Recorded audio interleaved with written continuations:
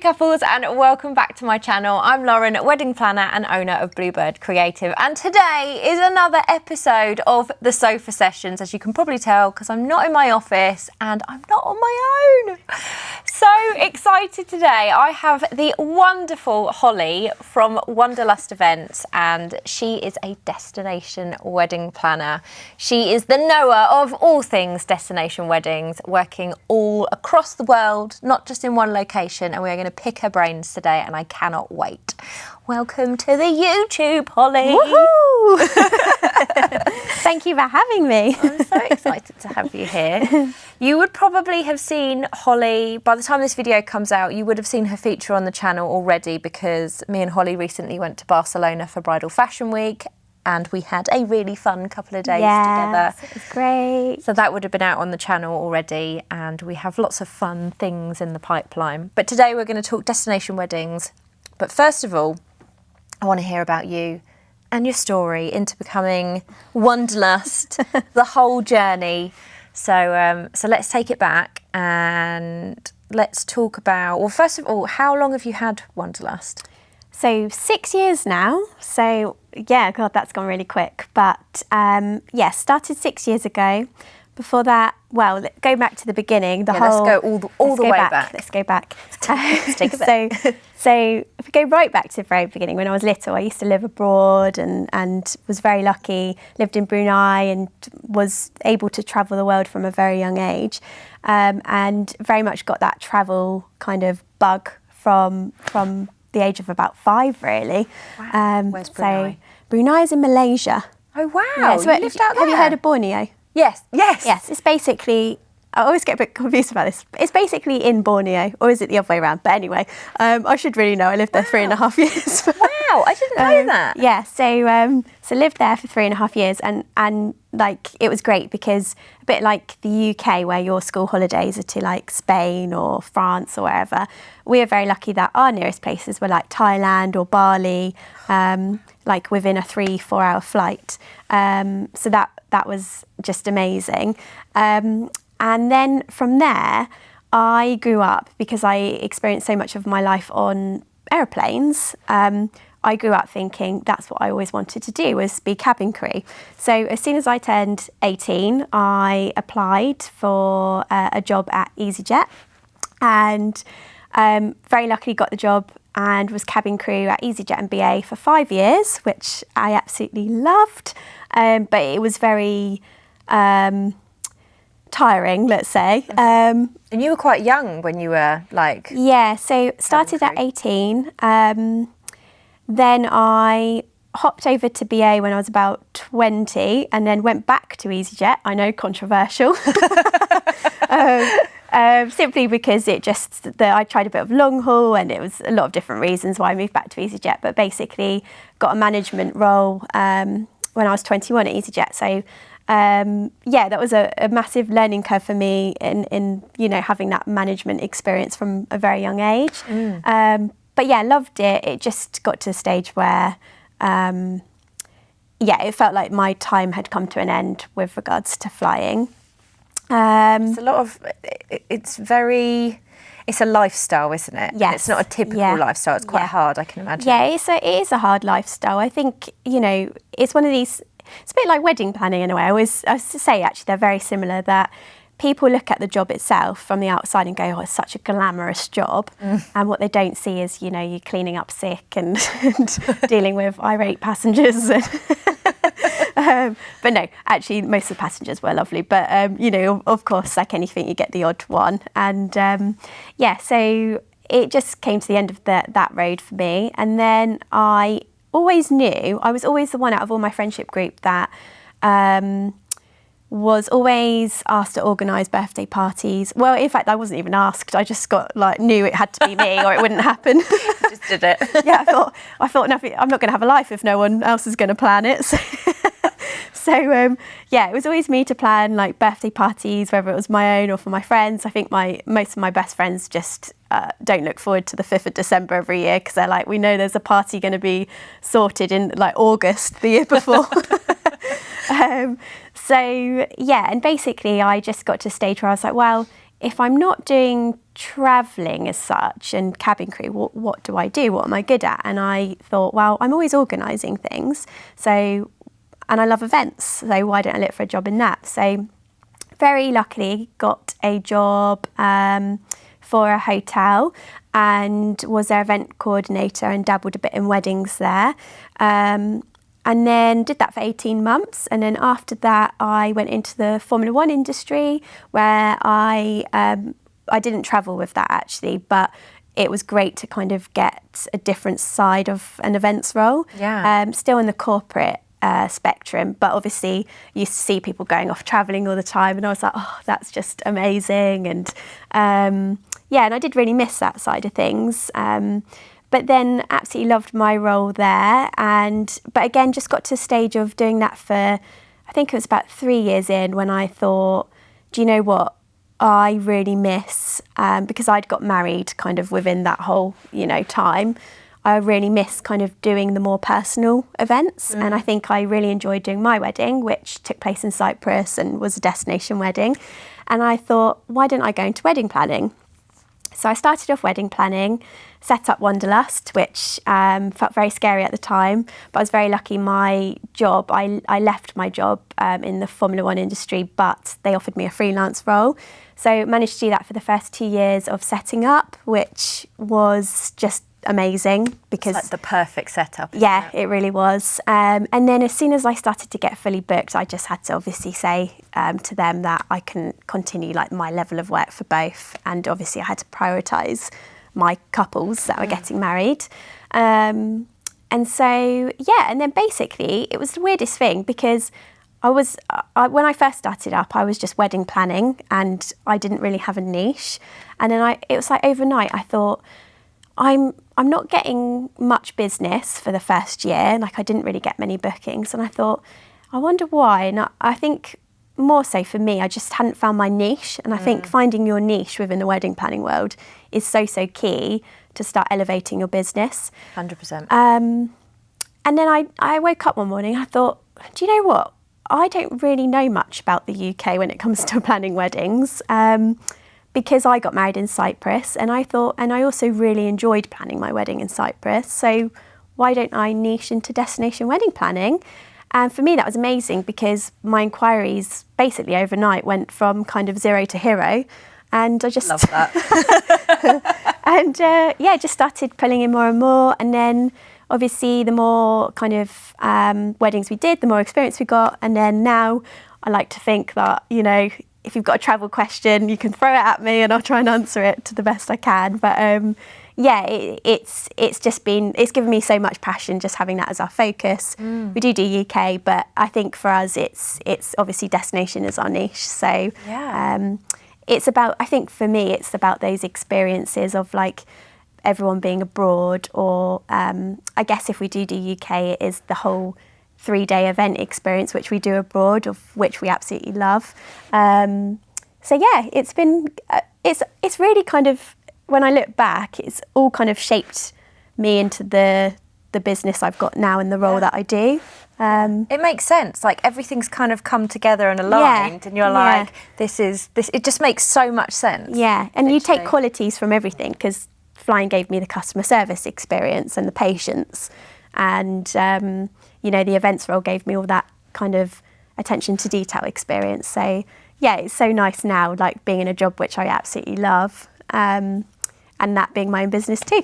Yeah, absolutely. I mean, you say like, you like to think that people can ask you travel questions. I mean, you are the travel queen. In my opinion, I am not the travel queen, just to clarify. When we travelled even last week, I was at the airport following Holly like... Have you got your boarding card? Yeah, exactly. Scan it. Scan. It literally was like I was like a child, even though I have travelled many, many times. She's the pro. Me turning up with my liquids, Holly. I mean, literally overflowing. I mean, that was a bit stressful, but let's not bring that up again. It's a bit embarrassing. Can I not take all of this? No, they need to fit in the bag. Oh. Brilliant. Oh dear. But you are so passionate about travel and I mean you're always jetting off and like am I allowed to mention that your husband obviously works in Yes. in the travel industry? So the pair of them, like you know, you're both traveling all the time, finding different locations. Your bucket list is wicked. You're obviously a massive foodie and like interiors. I'm going to say interiors geek, which I'm totally here for. So like, you know, when you go away, you know the places that you want to go and you want to stay in, and I think that all encompasses like your brand. It's like all encompassed in that as well, and your clients know.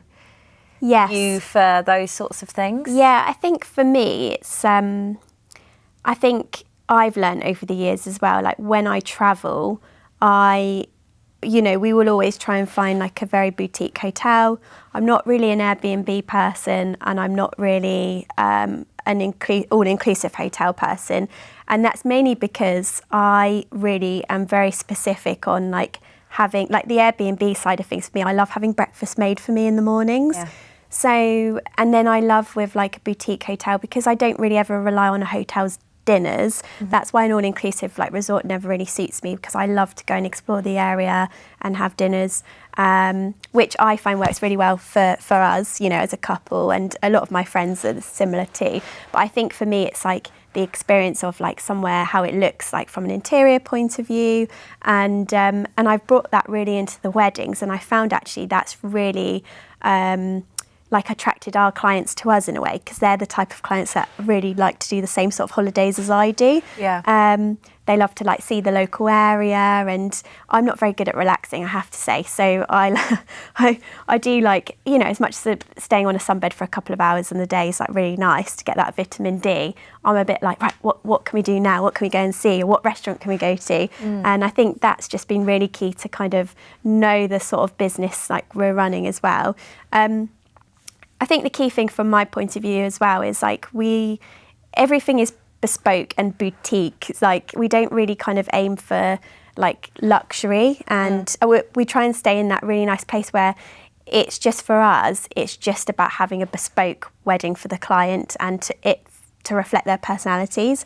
So I think with destination, that's what we really love, because we don't really get, like we'd never really work in the same venue more than once, because someone will come to us and go, we are looking to get married in Mallorca, Puglia or France, and we think we'd like a venue that has really nice bedrooms or has this outside or has a fountain, or, you know, and then we can kind of go, right, like let's look at this as a whole and what is it you're trying to get out of. And someone might go to us, oh, we love Italian food. So then it's like, right, well, let's then find somewhere maybe in Italy. So I really love, like, normally when clients come to us, they're not even sure where they want to get married. That's amazing. Which actually, like, I love, because I'm a bit like, oh, where can we go?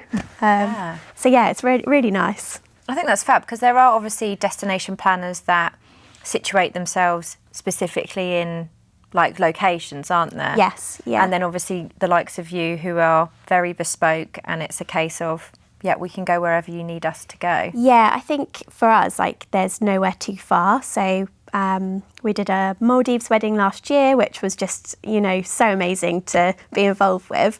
And also to go that like bit further afield, because we mainly do work in Europe, but we are very happy to kind of go anywhere, like Mexico, Marrakesh, you name it, we'll go.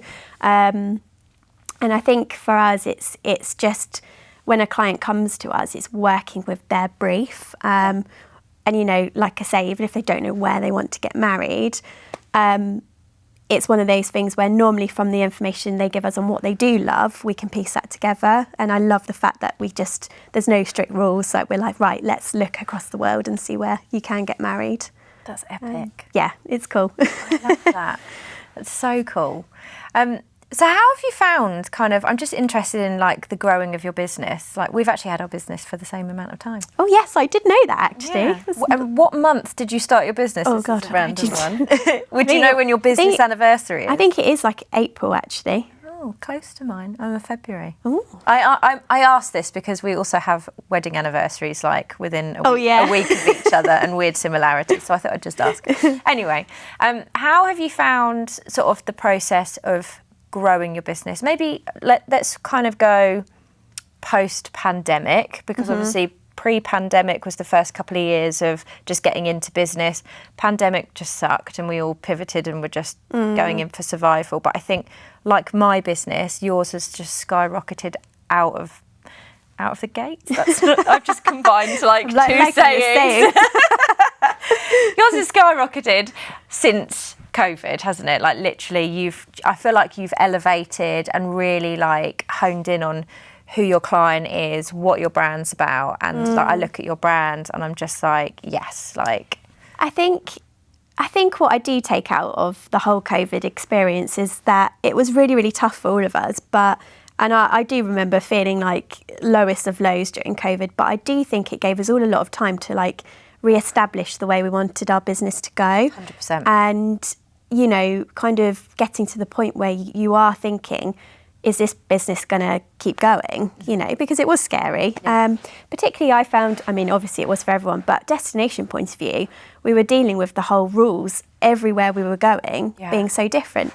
And what is mad, when I think back to even last year, June, we still had COVID requirements getting on flights to Italy and all of that. That wasn't even a year ago, which just blows my mind.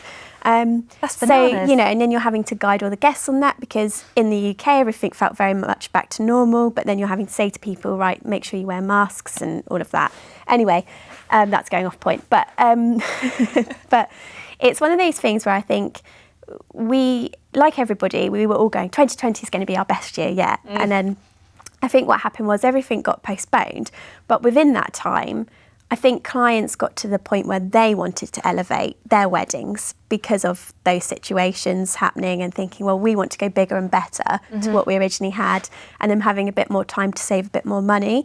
So I think even though 2020 we all thought was supposed to be the best kind of year business-wise, I think what happened, having that extra time, also helped with the clients elevating their weddings, which then meant when the weddings came around for us, like elevating those more, because you also a lot of the time had more budget to work with as well to be able to do that. But then I think what happened was, as people see your portfolio, you know, then they then go, oh, we would like a wedding very similar to that. And I think from the growing point of view, obviously last year was really busy, but you know, it got to the point where it was just like, well, actually, I can't keep doing this by myself anymore, so I need to bring others onto the team.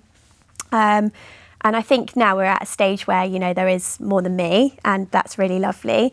So it's just got to the stage now where, you know, there's a really, like you guys, there's a team feeling, and, you know, within that team kind of going, right, well, whose wedding suits who? And I think that's just a really nice place to get, you know, and just feeling like the business is taking another step up. But yeah, definitely from a kind of, I think we finally got to the place where we are, you know, feeling like all the weddings inquiries that we get are just really like such a good fit for us, you know, and having such lovely clients. That's really important. And I think that is where a lot of suppliers struggle, is to attract that right client. And, you know, it comes back to marketing and all these things, which obviously I talk about on the podcast quite a lot. But it's so nice to know that you're absolutely hitting it, that your portfolio reflects what you want to be attracting, and that those people are finding you and coming in, because it just lights you up when you're then getting those inquiries and you're like, yes, and I want to work with all these people and they totally like fit what we want to do, what we're about. Yeah. That's just incredible. Definitely. And I think, you know, it doesn't happen overnight. I remember thinking it's taken years to get to this stage. And I do remember thinking, God, like how long will it take to, you know, even just get one wedding and then another and another. And then, you know, I have to say, like, we've always been very lucky with all our clients. They've always allowed us to be creative and give our feedback and our thoughts, which makes such a big difference. Yeah. But you do get to a stage where you just feel like everything falls into place. But it doesn't happen overnight. It takes years. I mean, that being said, I'm sure for some people it does feel a bit easier. But I think where we did have COVID in the middle, for all of us, it felt like there was this massive like breaking point Absolutely. of life. Which, you know, was, like I say, was a learning curve, but in good and bad ways. Yeah, 100%. Hardest time of my life. But I don't think my business would be where it is if it wasn't for COVID. Yeah. That thinking space, like you say, that time to reevaluate, that time to really hone in on who do we want to work with, what do we actually want to do. Yeah. I'm so grateful for it. Yeah. Not the stress levels, not the acne that it gave me, not the anxiety, none of that, but definitely better, stronger, and have come out of it the I right think direction. the way it forms you into a better business person. I think it made me think a lot more about, I can't keep running a business like I run a business. It has to change, which was a great learning curve for me. Yeah, absolutely. Oh, I love this. So let's talk about destination weddings, because obviously you guys are going to have questions, and I know that you have asked many questions over the years in the comments to some of my videos saying, can you answer this on destination? Can you do a video on destination? And I have always said no, because I don't do destination. But we have un expert. Don't know what language that is. So I threw out some stories on Instagram this week and got some questions from you guys, and also popped up a post on YouTube in the community as well. So we have some questions. I have questions in general that I know people will want answers to as well. So I'm going to pick your brains, Holly. Perfect. Well, I hope I can answer them. You are in the hot seat right now. So let's start kind of like with an overview. If somebody is debating, oh God, I literally have so many questions, like suddenly bubbling away here. If somebody is debating getting married abroad, so let's say that they are actually, I have a question for you, it's totally different. Are the majority of your clients English, getting married destination? Do you ever have, for example, American clients that then get married destination? Because we have a lot of American and English, and other people too, I know, but the majority are UK and USA. So actually, it's amazing. We've got, let's take last year, for example. So I'd say we had about 50% from the UK. I would say we then had 30% US.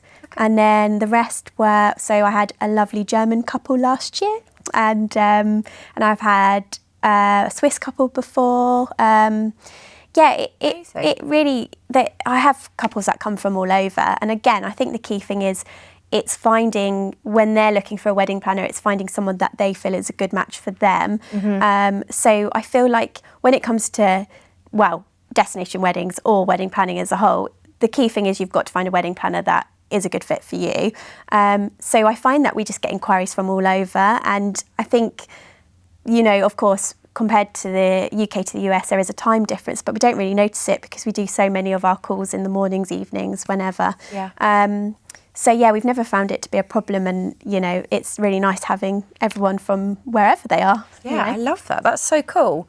One of the questions that actually came in was, how do you find the right planner for you? Now, I mean, obviously I know the answer to this, like being a planner, but I would love to hear your perspective on finding the right destination planner. I'm going to add another question in with that, part B.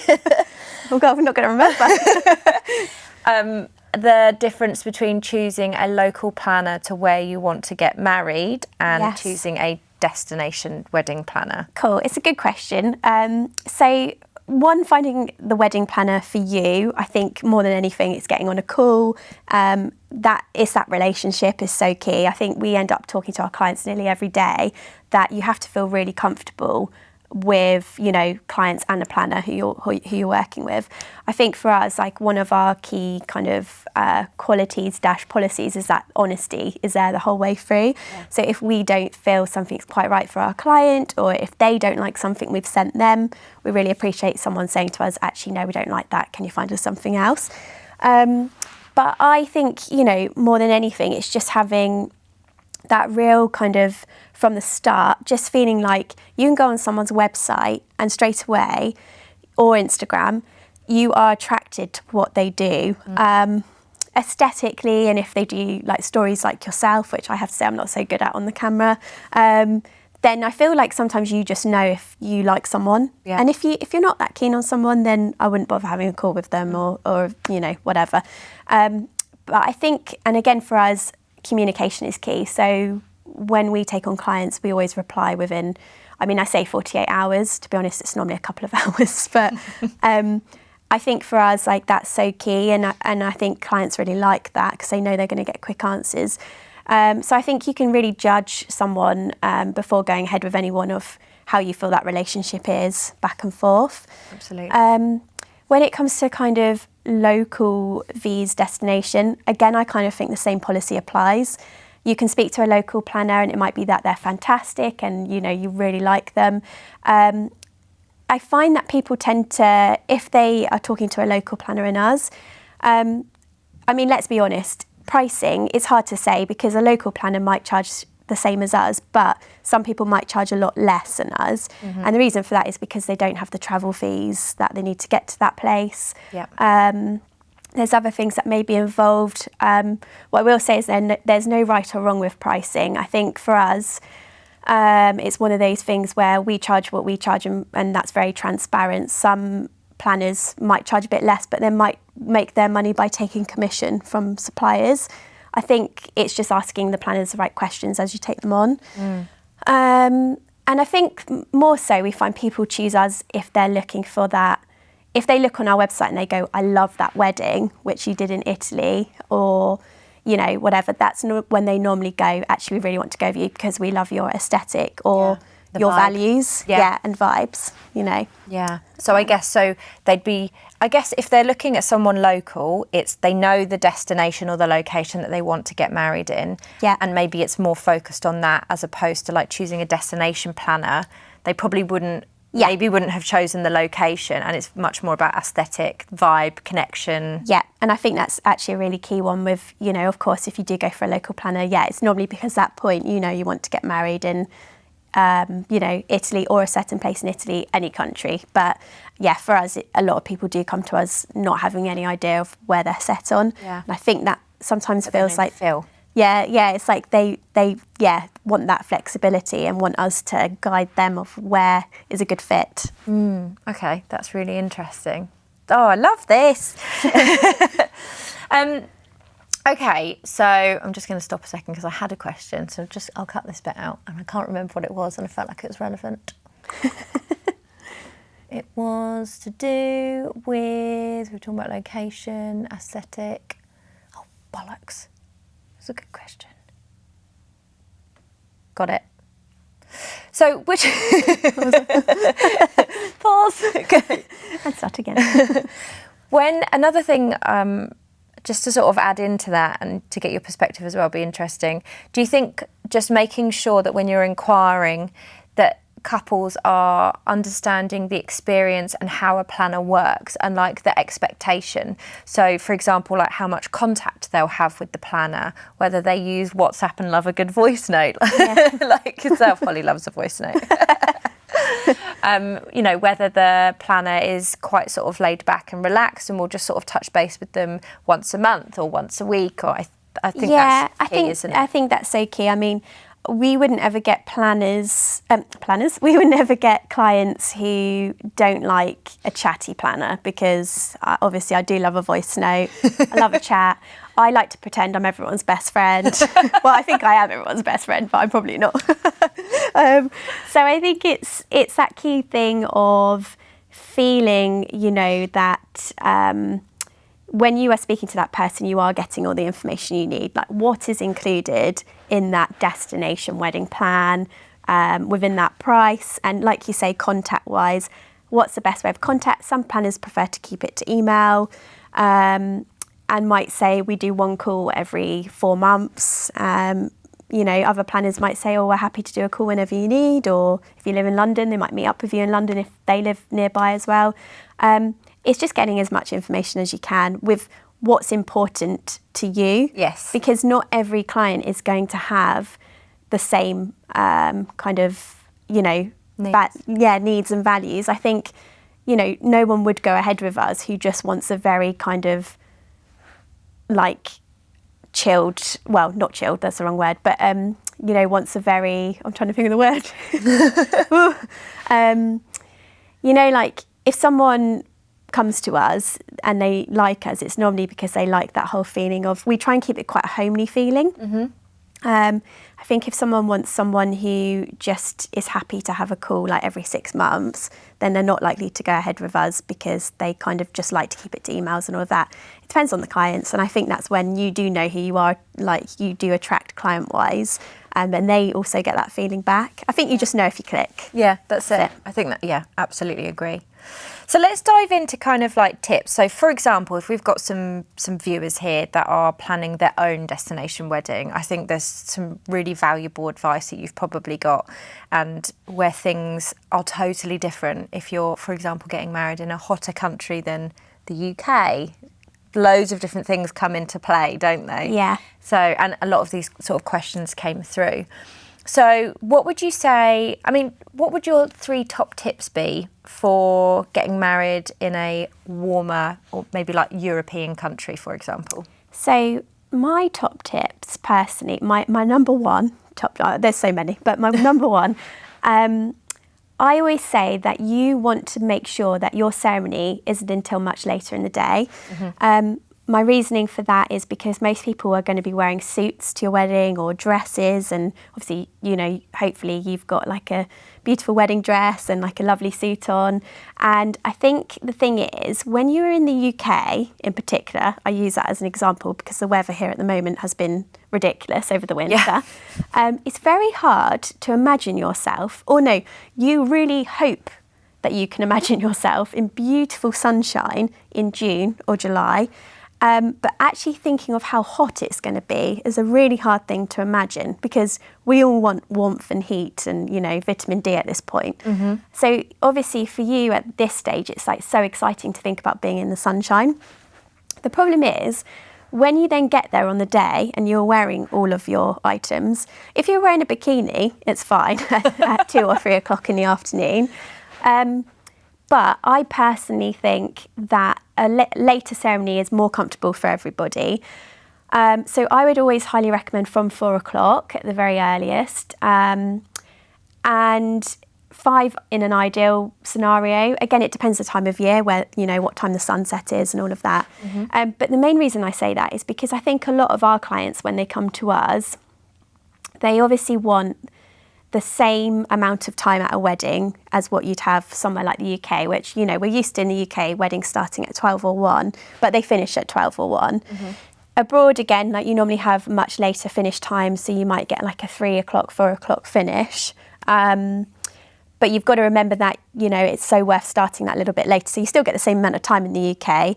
But the thing is, with that as well, is that you want the nice lighting. So our clients will come to us often and say, oh, we absolutely love those fairy lights and how beautiful they looked across the table. Now, had that person's ceremony been 2 hours earlier, then you wouldn't have had that same look, because it would have been much lighter till, you know, at that time in the day. So I think it's just remembering that that romantic dusky feeling over dinner has to fall at a certain point of the day. And it's usually because your ceremony's fallen at 4 or 5 p.m. Some people get married at 6 p.m. too. It just really depends time of year. So I would say that's my number one top tip. Of course, people do decide to get married earlier than that, and that's completely, you know, up to whoever that wants to do that. It's just, again, I just personally feel like I've seen so many guests sweating at weddings, and I think even a bit later is still, you know, a lot to think about when you're wearing a lot of clothes.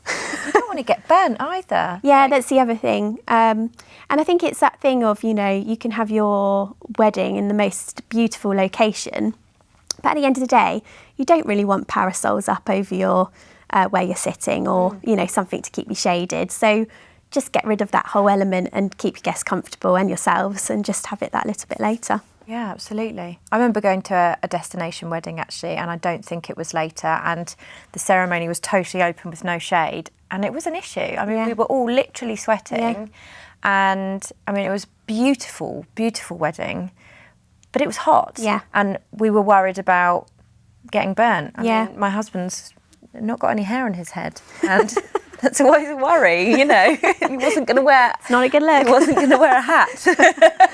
Yeah, and it's a key thing of, you know, when you are looking around your venue within that top tip, what I would say is if you can find a ceremony area that is within the shade, even at 4 or 5 o'clock, it's still going to be warm. So just, you know, it's better in the shade. And if you know, it's not always possible. If you are on the front of, say, like Lake Como, for example, and you are, you know, you've got a beautiful view of the lake, you're not always going to be in the shade, and that's where you want your ceremony, but still do it that little bit later so you can, you know, you can just make sure you're happy. Yeah, amazing. What other tips would you give? Well, top tip number 2, let's think about kind of suppliers as such. So it's really key so I tend to work like florists, for example, always try and work with a local florist. Again, you know, it's not to say I wouldn't work with someone from the UK and take them across, but I think the key thing is you have to have like a supplier who understands the weather. And I think, so for example, like the south of France last year, we had a really hot wedding. It was like 40 degrees. And, you know, flowers have to go out last minute. So it's just understanding, I think, as a bride and groom of sometimes, you know, if you have got your ceremony and you think, oh, like, hopefully you won't see your dinner tables, but if you did see them and think, why aren't the flowers on there yet? It's because we have to leave it till so last minute before we can put anything on. Even candles, because they melt. You know, you've got Leaning Tower of Pisa candles. But it's always thinking with destination weddings, because most of our clients want to dine outside. Silly things you've got to think about, like stationery. You have to make sure they're weighted down or tied to something. So, you know, for example, we do a lot of the escort card table plans, and we normally have to have something to weigh those escort cards down, because otherwise they'd fly off even with a breeze. Menus on a table, most of the time we'll have a napkin like to go kind of horizontally on top, or we'll fold the napkin so you can slot the menu in. Again, we're always thinking about like what won't fly off the table. So that's kind of a key thing. It's just always taking into account that even hopefully with it being the most beautiful day, you're always probably going to have a breeze. So anything that might fall over, you've got to, or fly off, you've got to think about. And I say fall over because glassware is a really important one. So again, you just have to be realistic that, you know, if you've got lighter weight wine glasses or anything like that, and that's what you've chosen, most of the time they're going to be kind of laid down until just before dinner when we can put them upright, because I've seen so many glasses over the years smash with a breeze. So it's a lot more, you have got a lot more to think about in a sense of the weather, and it doesn't matter if it's, you know, good weather or bad weather, you've got to always think about kind of plan A, plan B. And again, I guess that's another top tip with destination. Don't always rely on the fact it's going to be sunny, which, you know, of course, we're always praying for.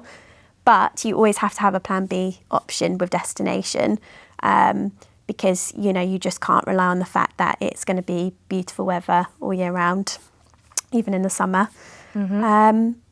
And then the other thing is, you know, again, supply-wise, thinking about things like cakes. Cakes, I would say, some people come to us and they want the most beautiful cakes and they want it to be on display. Now, that most of the time isn't possible because of the heat, because most cakes within 5 minutes will also look like the Leaning Tower of Pisa. So again, it's thinking about like speaking to your cake maker and saying to them, again, like they will probably know this so well anyway, but it's just understanding from them. Some people come to us and say, we want buttercream. Most of the time the cake maker's going to say it's just not going to work in this heat because it will melt within seconds. So they tend to use particular icing, or they may do something different to the buttercream, or it's just really trying to understand how they work, and they can also, you know, make sure that your vision they can do. But again, it's that thing of just understanding that it isn't probably going to be on display for a good hour before it's cut. It's normally, it goes out really quickly before it's cut. You cut it and then it goes back in and then it gets sliced up. So it's less of a statement piece, really, isn't it? Yeah. I think it's definitely one of those things where you just have to understand that it's so hard to have it out, you know. It's not as practical. Yeah. Do a lot of people go for something alternative, like so like a profiterole, was it a croquembouche? Yeah, croquembouche. Or like a pavlova Probably saying that wrong still. situation, yeah. Yeah, so actually, we find most of our clients tend to go for something a bit different when it comes to a cake. And they tend to do, we've got a lot of popular desserts. So we find most of our clients will go with a local fun dessert. So last year we had Never Ending Pavlova, where the couple made it in front of all their guests, and it was so much fun. And we got some good music on, so everyone was like, woo! I love that. So yeah, that was really cool. And then, what else did we have? Oh, and then we had a big, like Italian, like the millefeuille cake. Yes. They call it millefogli. I'm probably saying that wrong in Italian, but they do the layers. Yep. And one of our lovely couples did all the berries on top and everything. One thing to bear in mind is like our lovely bride did get the berries on her dress. I was going to say, the dress, what about the dress? I remember her coming up to me going, Holly, I've got them down my dress. And I was like, right, oh goodness, what do we do? But obviously by that point of the day, it's normally much later on. And she did have a dress to change into for the party. But again, you know, that's something to think about. Do you want to change? Because you've been in this hot dress the entire day.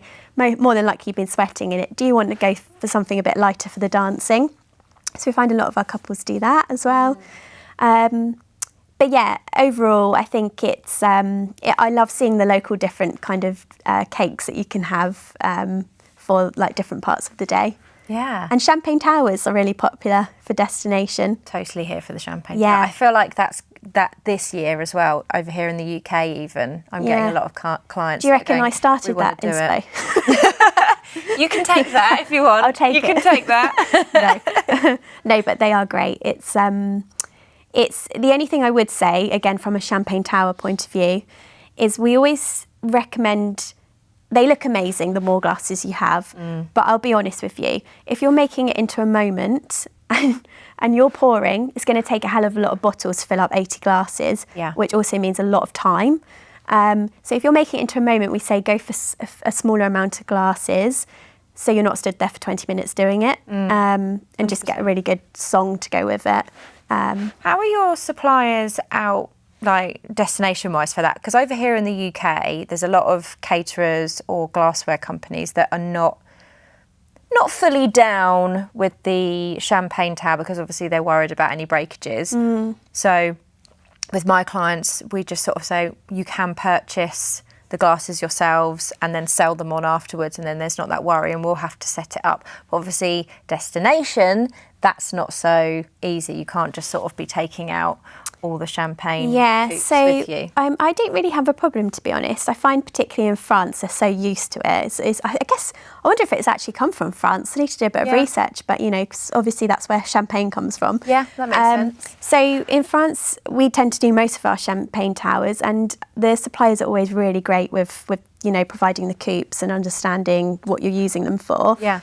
And then normally we get the caterers to set them up for us, more so because I've got the shakiest hands going. So I would break them. It'd be terrible. It makes me nervous, I'd be the like, prospect of it, yeah. So yeah, they're normally really, really good with that.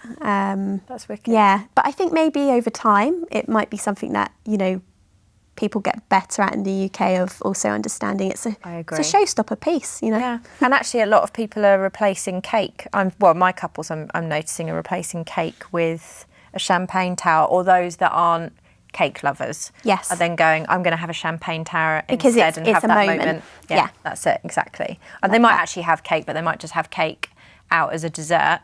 Yeah. But the moment is actually the pouring of the love that. champagne. Get a good song going on. That's it. Feel like there's a few good songs with champagne in it. I love this. Google that. We'll put Holly's recommendations up for you. Spotify champagne playlist. Yes, totally here for that. I'll just be playing that on a Friday night. So what about guest logistics and guest management for destination? Because that obviously plays a huge role in going abroad. What's kind of like good etiquette? How sort of involved can you be? And what can anyone that's planning their own wedding and getting married abroad, what sort of things might they need to consider? So one thing actually I will say about guest management from a client point of view and them feeling overwhelmed is that we try and say to them, don't worry about getting too involved with what your guests are doing, like where they're staying, you know, how they're getting there and all of that, because before you know it, it seems to become their problem to sort everyone's travel logistics out. And I think I really noticed that during COVID when everyone was going, you know, we were really trying to keep clients and kind of guests up to date with what was happening. And then it seemed to, like a lot of guests made the clients feel like it was their problem to sort their flights that had got cancelled or get their refunds and stuff like that. Gosh. So it's always the advice we give of like, just try and not get too involved with that, because I think sometimes a lot of things do get put onto them. And it can feel like a lot. So how we kind of manage that from like a Wonderlust point of view is, so we actually have something within our contract where we say we don't personally organise guest travel or accommodation, but we have companies that do help with that. So we work with travel companies who can sort that out for people if they don't. A lot of people these days just prefer to go on the internet and sort their own flights, or you know, maybe they'll go on somewhere to, you know, they might go and book their own Airbnb or something like that. But we also work with, that's the one on the guest accommodation side. So they'll normally set us up, you know, like a guest accommodation page with 3 or 4 hotels in the local area. And our clients' guests can go on and book those hotels should they want to. They obviously don't have to. But they tend to be the recommended hotels. And then it's really up to the clients if they want us to sort shuttle buses to and from the venue on the wedding day, which we're more than happy to do. Again, that comes with a whole other set of logistics of you've got to work out who wants to go on the shuttle bus. Yeah. And in an ideal world, we will have, you know, like a shuttle bus getting everyone to the venue at a specific time. And then at the end of the wedding, or like say from 2 hours before the end of the wedding to an hour after the wedding, we'll have a rolling shuttle bus so people can go back and forth. I think the thing to bear in mind is if someone is doing a shuttle bus, then we will always say it will drop off at, say, 2 of the hotels on the list. Yep. Unless a client is happy to pay more for the 4. But of course, the more shuttle buses you have, the more money it costs. So I think that's a key thing. The other thing we would say is, because we do have a lot of clients who prefer not to do shuttle buses because, of course, like you get so many people chopping and changing on, you know, what they want to do or if they want to leave on the night at a different time. So we just then, what we do is we get local taxi companies kind of set up beforehand, and we always get a website set up where we have all that information on. And what we just say is with somewhere like, you know, Tuscany, I'll give us a key one, or Provence, we'll always say you need to book way in advance. It's not like here where you can just go, let's go on Uber, or on the day, let's give a call and say, can you come and pick me up or take me here? Like they need to be booked like weeks in advance usually. Wow. Yeah, it's definitely not, destination is definitely not places where you can say, you know, can you come today? They're much more further in advance. So really it's that whole thing of educating guests that you also can't do that, because I think so many people are so used to waiting until the last minute. But yeah, overall, we try and make it as easy as possible for our clients and their guests. But I think the thing is that obviously it's people understanding that we are wedding planners and not a travel concierge. And with the travel side, that brings a whole other level. We would need a whole like new team on that alone. So that's why we kind of outsource that. But of course, the great thing is with a lot of the people we recommend, they don't charge an additional to do that. So we make it as easy as possible. Amazing. Yeah. I think that's such good advice there about the taxis, because people wouldn't know that. Yeah. I would be that person. Yeah. Like booking the morning of the wedding and then being in trouble. Yeah, definitely. And I think the thing to remember with wherever you get married, to be honest, is that if you're staying in a hotel, the hotel normally always has a concierge service, or at least a receptionist that you can email in advance and say, I'm going to be here for a wedding. Could you please organise a taxi for me and let me know how much that costs? Because the hotels, or even, you know, Airbnb owners, they're usually really helpful with these sorts of things. And then you can just make sure that you've got everything organised from your point of view beforehand. Yeah, that's amazing. I also will say booking.com has a taxi element as well, which I've been using for my weddings like this year for me personally to get from A to B if I'm not driving in a particular area, and I found that really helpful more for airport runs than anything. Is that what we used for? That's what we used, yeah, for Barcelona. That's it. So yeah, I think particularly if you're landing in the airport, say, like for example, in a few weeks I'm going to France, I'm landing to the airport, so I've booked it on booking.com to go from there to the venue, because then I'm in a local town, so I don't actually need a car because I can walk everywhere, which is great. And then, you know, if you figure out that when you're there, oh, okay, I can now get back via Uber because I now know Uber's here, then you can always do it that way. You just get from A to B to begin with. Yeah. But yeah, definitely if it's for a wedding day, get them booked. Great advice. Fab. Yeah. Anything else that you can think of that would really help somebody planning a destination wedding? I mean, feel like you've given us some amazing pieces of advice here that should hopefully help a lot of people. I think the key thing is just kind of really thinking about what it is that's important to you. And I know this does go for any wedding, but I think, again, it's just taking in the logistics for a destination wedding. So, for example, there are always going to be good bands and good DJs wherever you get married abroad. But if you've got a specific band in mind that lives in the UK, that band is not going to charge the same to what they would on a UK wedding to go to a destination, because they have to charge all their travel on top and all of that. So it's always just remembering, if you've got your heart set on something that is in a different country to where you're getting married, it's probably going to cost quite a bit more money to get those people out. And obviously, I would take hair and makeup artists as another one on that. So of course, you always get some great hair and makeup artists abroad, but if you've got your heart set on someone in the UK, what you might ask, if you haven't told them where you're getting married and you get their general price list, that's going to change a lot if it's destination, because they lose days of work either side as well. So you'll often find that hair and makeup teams will say, yeah, we can absolutely do that, but we also have to charge like a loss of earning either day. So it might be £500 more plus the travel and accommodation. So it's just always remaining realistic if you have got a budget, which of course everyone has a budget, but it depends what that is, of just understanding that what you might necessarily get quotes for originally, if you haven't said where you're getting married, that might change. But yeah, there are amazing suppliers wherever you go.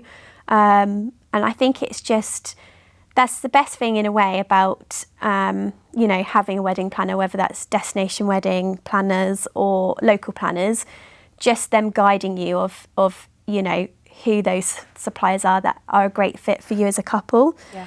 And, that's the key thing. Like from our point of view, we work in the south of France a lot. And of course, there's some like key suppliers that we tend to work with more than once, because we know that they are bespoke to every client too. So they're a great fit for lots of our different couples. But there's also suppliers where we might say, well, that we know that supplier was a great fit. Take caterers, for example.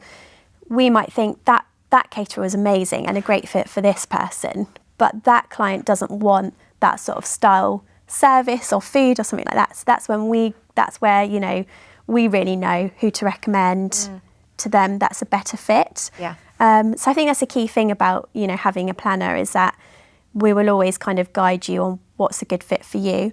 You always have your options. You always have the right to say, actually, no, we don't really like them. Absolutely. But we're there to guide you.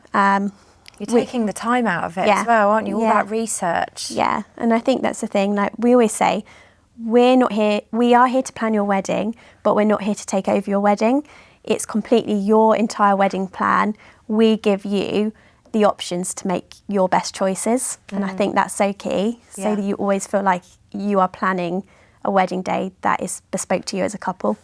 Totally agree. I've got one last question, which, I don't know, maybe it's a bit of a tricky one. Could be controversial, we'll see. If somebody was looking to get married abroad, I'm going to go into budget. Yeah. We love budget chat. What do you think? I know this is really hard, so just say if you actually can't answer it, but what do you think is a realistic starting point budget to get married in, say, let's go with Europe, because I mean it's going to be different anywhere you go. But if someone was looking to get married in Europe, what do you think a realistic sort of starting point is? I know that's hard. Let's go with a 50 guest kind of guest list. Yeah, it's a difficult one because, you know, if we look at the south of France, for example, and we've got 50 guests, it's mainly the problem we've got these days on estimating budgets is what the venues, like the venue costs of where they start from. Because the other thing that we have with destination weddings a lot of the time is there are bedrooms where you're staying. So you might have a wedding venue that has 50 rooms, but it's £100,000 euros for 3 nights. And then you might have one that has 5 bedrooms, but it's 20,000. So it is a really difficult one to give. I personally work on the fact that most of our clients usually have anywhere from kind of £1,000 to £1,500 spend per head. Okay. But I will say that isn't to say you can't do it for less. Of course, like we've had clients who have had less budget than that to begin with.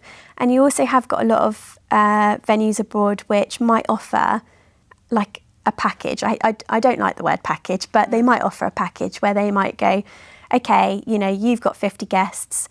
This is how we do weddings. And if you're happy to fit within that package, it's 20,000. Yeah. So I would say don't obviously, like, I don't want your heart to drop, you know, when I've just said that's how much our clients might spend. I think it really depends on where people are at with their budgets. And if they have got, you know, less budget than, you know, say £1,000 a head, then it is doable. It's just finding that right fit for them. And priorities. Yeah, and also countries as well. You know, somewhere like Greece is going to be significantly less than somewhere like Tuscany or somewhere like south of France. Yep. And it's hard to say exactly why, but it's just because, you know, places, it's like if you go out for dinner. If I go out for the dinner in the south of France, I know I'm going to spend a lot more than if I was going to a taverna in Greece. It's just that whole thing of just working out what you want, where your budget's at, and going from there. That's really interesting. Yeah. Love that. Thanks, Holly. I feel like we've got so much info. I really hope that you guys have felt that you've got lots of takeaways from this interview. This video from this interview. It's been such a pleasure having you on and having a chat. Thank you for having me and talk for days. Yeah, hopefully I've given some insight to destination weddings, but absolutely. Yeah, I think the key thing is you know, just working out what's right for you if you're having a destination wedding. 100%. Thank you. You're welcome. Well, there we go, guys. So loads of lovely little takeaways there. It's been really interesting to get Holly's perspective on destinations and all her advice, as well as hearing her journey as well. I will put all the links in so that you can find Holly in the description box below. Wonderlust Events what's your Instagram handle? At Wonderlust Events with an O. I can always do that with an O. Amazing. Not an A. So definitely go check her out. Her portfolio is absolutely stunning. The aesthetic, guys, is just, it's incredible. Thanks. But yeah, all the linkies below for you guys, and we'll be back with some more sofa sessions soon. See you later.